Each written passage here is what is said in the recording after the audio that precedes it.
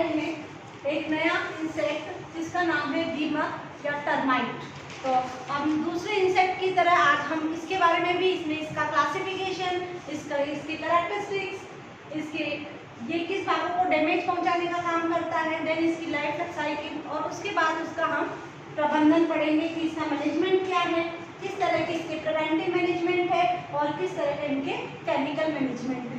तो सबसे पहले हम आते हैं टर्माइट में। टर्माइट को लोकल लैंग्वेज में हम क्या कहते हैं? सफेद चींटी भी कहते हैं, व्हाइट एंट या सफेद चींटी भी इसको हम कहते हैं। मोस्टली ये कहाँ पाए जाते हैं? उष्णकटिबंधीय क्षेत्र जहाँ होते हैं वहाँ पाए जाते हैं। अब हम आते हैं सबसे पहला इसके क्लासिफिकेशन में। तो सबसे पहले इसके क्लासिफिकेशन की बात करें, हमने सारे इंसेक्ट को किस में रखा है? ऑर्थोपोडा में रखा है, और उसके बाद ऑर्थोपोडा से उसका क्लास जो है वो इंसेक्टा क्लास है। अब इंसेक्टा क्लास के बाद हम आते हैं ऑर्डर में। इसके गण के अंदर इसका गण है आइसोप्टेरा। आइसोप्टेरा, इस चीज को साथ साथ में नोट करते जाएं ताकि आपको याद हो जाएगा। ऑर्डर है इसका आइसोप्टेरा, फैमिली है इसकी, फैमिली मतलब कुल, इसका कुल है टर्मिटिडी, टर्माइटिडी भी कहते हैं इसको, टर्माइटिडी। फिर इसका जीनस या इसका नाम हम ले सकते हैं ओडेंटोटर्मिस, ओडेंटोटर्मिस, और इसका जीनस इसकी स्पीशीज है ओबेसस।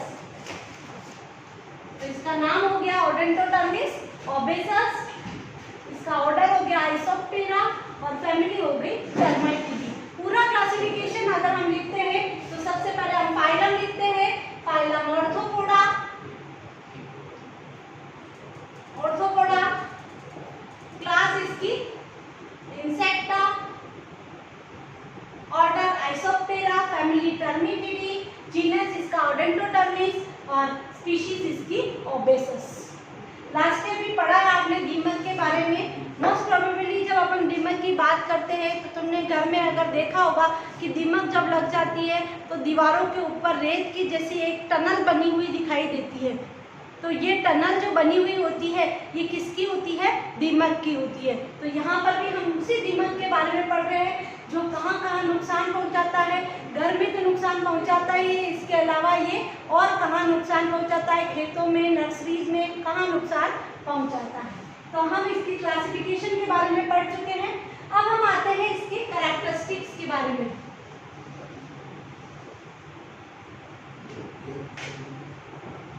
कैरेक्टरिस्टिक्स या इसके लक्षण। तो सबसे पहले हम अगर इसके लक्षण की बात करें तो दीमक जो है, टर्माइट जो है, एक सोशल इंसेक्ट है।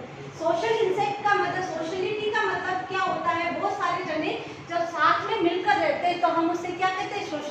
सोशलिज्म कहते हैं। तो यहाँ पर भी ये एक सोशल इंसेक्ट है। ये कहाँ रहता है?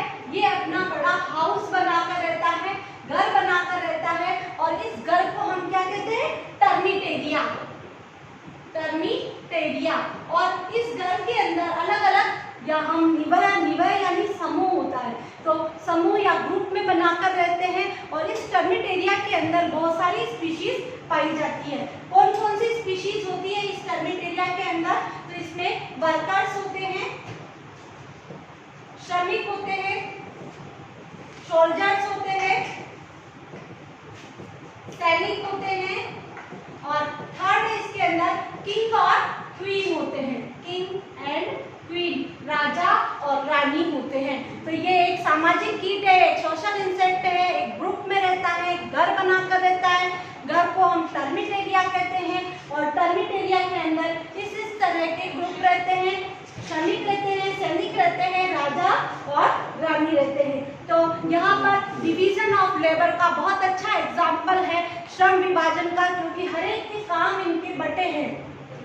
श्रमिक अलग काम करते हैं, सैनिक अलग काम करते हैं, और क्वीन और किंग जो है वो अलग अलग काम करते हैं। तो इनका श्रम विभाजन यानी इनका लेबर जो है वो बटा हुआ है। तो सबसे अच्छा एग्जाम्पल है इंसेक्ट में तो ये है कि दीमक में कार्य विभाजन जो है वो बटा हुआ होता है। और अगर हम इनकी बनावट देखें कि इनकी बनावट किस तरह की होती है, तो तीनों की बनावट भी भिन्न भिन्न होती है। श्रमिक की अलग, सैनिक की अलग और क्वीन और किंग की अलग अलग होती है। नेक्स्ट आता है आपके इसके अंदर कि हम सबसे पहले श्रमिक को लेते हैं कि श्रमिक की स्ट्रक्चर किस तरह की होती है। तो सबसे पहले श्रमिक या वर्कर्स,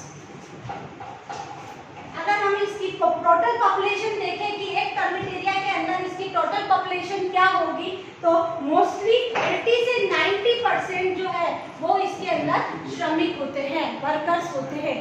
तो श्रमिक के बारे में 80 से 90% of total population of termite area के कुल जनसंख्या का 80 से 90% भाग कौन बनाते हैं, श्रमिक बनाते हैं। दूसरा आता है इसमें क्या काम है इनका, तो ये क्या करते हैं, फीड की टर्मिट एरिया के अंदर जो जीव रहते हैं, राजा रानी श्रमिक, उनको पालन पोषण का काम करते हैं, उनके न्यूट्रिशन का काम उनके फीड कराने का काम करते हैं। और दूसरा है उनका टर्मिट एरिया को बनाने का काम करते हैं, टर्मिट एरिया को बनाने का, उनके हाउस को बनाने का काम करते हैं। इसके लिए इनमें क्या पाए जाते हैं, तो थर्ड है इसके जो माउथ पार्ट होते हैं, माउथ पार्ट जो होते हैं, मुखांग जो होते हैं, वो क्या होते हैं, बहुत ही स्ट्रॉन्ग और रिजिड होते हैं, बहुत ही मजबूत और दृढ़ होते हैं, जिसके कारण क्या है, ये अपना काम कर पाते हैं। तो ये हम यहाँ तक पढ़े इसमें कि श्रमिक में 80 to 90% of total population of termite area working है, इसकी फीड कराने का, पालन पोषण करने का काम करते हैं। इसके अलावा ये टर्मिट एरिया को बनाने का काम करते हैं। फिर थर्ड आता है इसके माउथ पार्ट जो है वो बहुत ही स्ट्रॉन्ग होते हैं, मजबूत होते हैं और रिजिड होते हैं, दृढ़ होते हैं, जिससे ये इस फीड पालन पोषण करने के लिए फूड को लाने का काम कर सकते हैं, ठीक है। और इसके अलावा टर्मिट एरिया को बना सकते हैं। नेक्स्ट आता है श्रमिक हो गया। नेक्स्ट आता है सोल्जर्स, सैनिक। मोस्टली अगर हम देखें सैनिक का एक ही काम होता है, क्या है, सुरक्षा करने का। यहाँ पर भी सैनिक का एक ही काम है, क्या है, प्रोटेक्शन। किसकी प्रोटेक्शन, टर्मिट एरिया की प्रोटेक्शन, ठीक है। तो टर्मिट एरिया को प्रोटेक्शन देने का काम कौन करते हैं, सैनिक, ठीक है। और इसके लिए इसमें क्या पाए जाते हैं, इसके जो माउथ पार्ट होते हैं, माउथ पार्ट जो होते हैं इसके एबनॉर्मली डेवलप्ड होते हैं, असाधारण रूप से विकसित होते हैं। बाहर से कोई एनिमीज अगर आता है, शत्रु अगर आता है, तो उस शत्रु को भगाने का या शत्रु को मारने का काम कौन करते हैं, सैनिक करते हैं। और टोटल पॉपुलेशन का कितना परसेंट ये पाए जाते हैं, तो 3 to 5% of total population of termite area. Termite area का 3 से 5% भाग जो है वो सैनिक बनाते हैं, सोल्जर्स बनाते हैं। दो जातियों के लिए अपन ने पढ़ चुके हैं, श्रमिक 80 to 90%, 3 to 5% इसमें सैनिक होते हैं। सैनिक का काम क्या है, प्रोटेक्शन करना, सुरक्षा करना टर्मिट एरिया की, ठीक है। और इसके लिए इनके माउथ पार्ट जो होते हैं एबनॉर्मली डेवलप्ड होते हैं, बहुत ज़्यादा असाधारण रूप से विकसित होते हैं, जिसके कारण बाहर से आने वाले शत्रुओं को मारने के लिए वो हेल्पफुल होते हैं। नेक्स्ट आता है आपके इसके अंदर क्वीन और किंग, क्वीन एंड किंग। ऊपर लिख रही हूँ मैं, आप साथ के साथ इसको नोट करते जाएं, और जिस तरह मैं पॉइंट से लिख रही हूँ वैसे ही आप पॉइंट से नोट करें। Queen and king, queen and king इनके रॉयल मेंबर्स होते हैं, शाही सदस्य होते हैं। यहाँ पर अगर हम किंग की बात करें तो किंग का काम एक ही होता है कि वो फीमेल जो होती है, मादा जो होती है या क्वीन जो होती है, उसको फर्टिलाइज करने का काम करते हैं। केवल एक ही काम है कि मादा को निषेचित करने का काम कौन करते हैं, केवल किंग। किंग का एक ही काम है। लेकिन क्वीन जो होती है वो इसकी फाउंडर होती है, टर्मिट एरिया की फाउंडर होती है। फाउंडर का मतलब होता है संस्थापक होती है। और अगर हम इसका स्ट्रक्चर देखें तो औरों से बहुत बड़ी होती है। श्रमिक, सोल्जर या किंग, तीनों से ये आकार में भी ठीक है।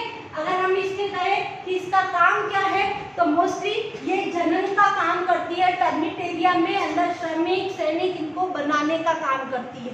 तो यहाँ पर भी ये बनाने का काम करती है। और अगर हम देखें तो ये 1 सेकंड में 1 अंडा देती है। 1 सेकंड में ये 1 अंडा देती है। और इसका जीवन काल जो होता है, लाइफ पीरियड जो होता है, जीवन काल इसका 5 to 10 इयर्स का होता है। तो इसे हम 1 सेकंड में 1 अंडा देती है, इसीलिए हम इसे क्या कहते हैं, अंडे देने वाली मशीन भी कहते हैं, एग लेइंग मशीन इसको कहते हैं क्वीन को। ठीक है। नेक्स्ट आता है इसके अंदर, अगर हम इसकी किसी जाति के बारे में बात करें तो एक दिन में 40 से 50 हजार तक अंडे दे सकती है कोई भी इसकी जातियां। और ये 3 तरह की पाई जाती है। इसमें जो जनक जातियां हैं, जनन करने वाली जातियां 3 तरह की होती है। पहली जो है उसको हम कहते हैं दीर्घपंखी, जिसकी बहुत बड़े पंख होते हैं, दीर्घपंखी मैक्रोप्टेरस कहते हैं इसको। दूसरी होती है लघुपंखी, ब्रैकियोप्टेरस कहते हैं, ब्रैकियोप्टेरस कहते हैं इसको। और तीसरी होती है अपंखी या पंख विहीन, जिन पर पंख नहीं पाए जाते, एप्टेरस। तो इस तरह की 3 जनक जातियां इसमें मिल सकती हैं। तो अभी तक हमने इसके कैरेक्टर्स पढ़े हैं कि सबसे पहले श्रमिक किस तरह का होता है, इसके श्रमिक कितना परसेंटेज इसमें पाया जाता है, टर्मिटेरिया में क्या काम है श्रमिक का। उसके बाद हमने सोल्जर के बारे में देखा। और फिर उसके बाद रॉयल मेंबर्स, क्वीन और किंग के बारे में। किंग का एक ही काम है, केवल क्वीन को या मादा को निषेचित करने का काम करता है, रानी को निषेचित करने का काम करता है। क्वीन फॉन्डर होती है, आकार में बड़ी होती है, जो बनाने का पूरे टर्मिटेरिया में जितने भी मेंबर रह रहे हैं उन सबको बनाने का काम कौन करता है, क्वीन करती है। उसका लाइफ टाइम जो है 5 to 10 इयर्स का होता है। 1 सेकंड में 1 अंडा देती है, इसीलिए एग लेइंग मशीन या अंडा देने वाली मशीन भी इसे हम कहते हैं। तो एक निवाह में, निवाह का मतलब एक समूह में 3 तरह की जातियां हमें दिख सकती है, जनक जातियां हमें दिख सकती है। कौन कौन सी, दीर्घपंखी, मैक्रोप्टेरस, 3 तरह की कास्ट हमें दिख सकती है, मैक्रोप्टेरस, लघुपंखी ब्रैकियोप्टेरस और पंखविहीन एप्टेरस। ठीक है, ये हुआ हमारा कैरेक्टरिस्टिक्स। अब आते हैं हम क्षति और महत्व में।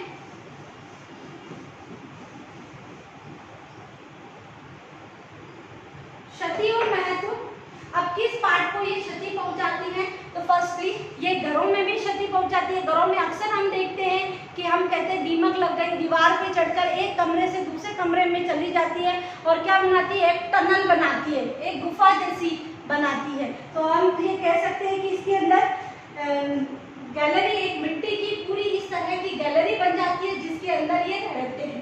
तो मोस्टली ये नुकसान पहुंचाती है घर और नर्सरी, जो बागान होते हैं, उद्यान होते हैं या खेत होते हैं, उनको नुकसान पहुंचाने का काम करती है। और ये जो बनाई जाती है, इसके अंदर जो गैलरी बनाई जाती है, मोस्टली किसके द्वारा नुकसान पहुंचाया जाता है, श्रमिकों के द्वारा नुकसान पहुंचाया जाता है।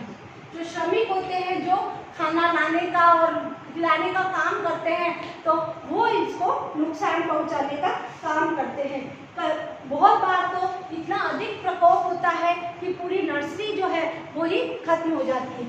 प्रकोप कहाँ होता है, मोस्टली ये किसको खाती है, जड़ों को खाती है। तो जड़ों के खाने से अगर हम पौधे को, अगर इससे संक्रमित पौधे हैं तो ये क्या होते हैं, हम उनको उखाड़े तो ये बहुत जल्दी उखड़ जाते हैं, क्योंकि उनकी जड़ें जो है वो कमज़ोर हो जाती है।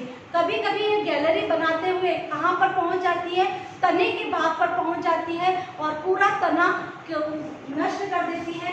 जमीन के अंदर ही रहती है और तने के ऊपर वो जो तने के अंदर जो गैलरी बन जाती है, इससे ये पूरे तने की छाल को और सबको खाकर इसको खोखला कर देती है। मोस्टली अगर हम देखें जो सिंचित क्षेत्र होते हैं, खड़ी फसल जो होती है, उस खड़ी फसल के अंदर जो सिंचित क्षेत्र होते हैं वहाँ ये कम आक्रमण करती है, लेकिन जो बंजर भूमि होती है वहाँ पर ये इनका अटैक ज़्यादा होता है।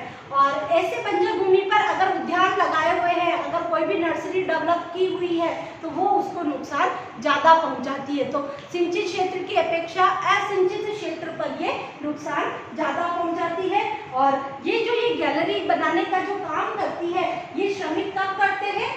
नाइट के टाइम करते हैं, रात्रि में करते हैं, ठीक है। नाइट के टाइम ये इस गैलरी को बनाने का काम करते हैं। और मोस्टली वर्षा ऋतु में ये कम एक्टिव रहती है, बाकी ऑल ओवर पूरे ईयर ये एक्टिव रहती है। जब वर्षा होती है तब ये कम एक्टिव रहती है।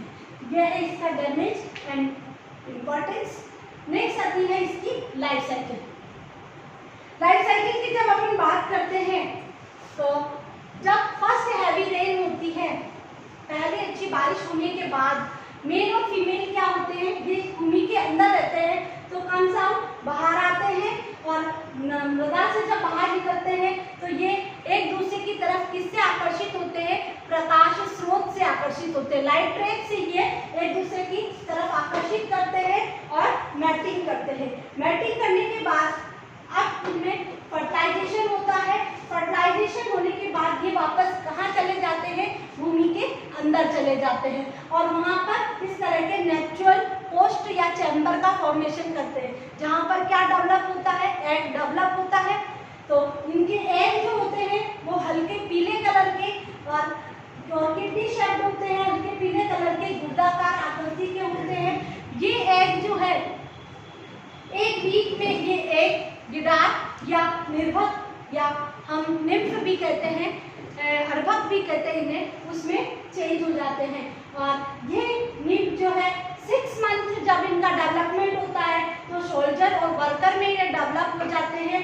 और अगर 1 to 2 ईयर में डेवलप होती है इनकी जनन जातियाँ, जो कास्ट डेवलप होती है, जो जन्म देने वाली जातियाँ हैं वो 1 to 2 ईयर लगाती है।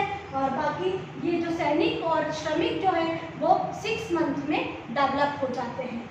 अब यहाँ पर एक और बात है, जब सैनिक और श्रमिक डेवलप हो जाते हैं तो जन्नत जातियाँ जो है इनकी, जो रानी और राजा जो है उनका ये क्या करते हैं? पालन पोषण करने लग जाते हैं। एक टर्मिट एरिया में उनका पालन, और उनका जो पालन पोषण करते हैं वो शाही तरीके से उनका रॉयल ट्रीटमेंट देते हैं, उनको शाही तरीके से उनका पालन पोषण करते हैं। तो यह है इनकी लाइफ साइकिल। नेक्स्ट आते हैं इनका मैनेजमेंट। मैनेजमेंट में 2 तरह के मैनेजमेंट है, प्रिवेंटिव मैनेजमेंट और केमिकल मैनेजमेंट। जब अपन प्रिवेंटिव मैनेजमेंट की बात करें तो सबसे पहले हमें डीप फ्लोइंग करनी चाहिए। डीप फ्लोइंग करने से जो रानी दीमक है, रानी टर्माइट जो है और वो राजा टर्माइट जो है वो क्या होंगे? बाहर निकल जाएंगे और बाहर निकलने से हम उनकी जातियों को वहीं नष्ट कर देंगे, ठीक है। तो उनके टर्मिट एरिया जो है, जिस टर्मिट एरिया बने हैं उनकी अच्छी तरह से खुदाई करनी चाहिए ताकि हम उसको नष्ट कर सके।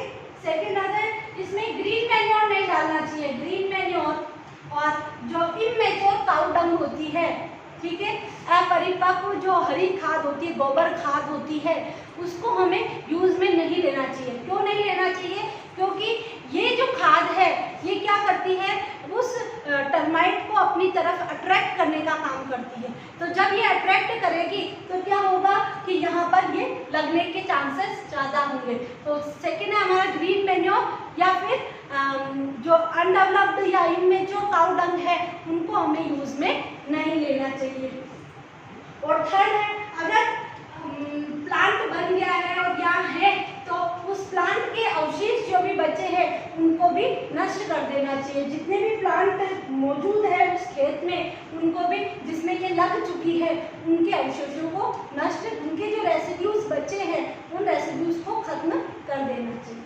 ये हुए इसके प्रिवेंटिव मैनेजमेंट। हम यहाँ राइट कर लेते हैं इनको कि क्या क्या है। सबसे पहले हमें टर्मिट एरिया की डीप फ्लोइंग करनी चाहिए, ठीक है।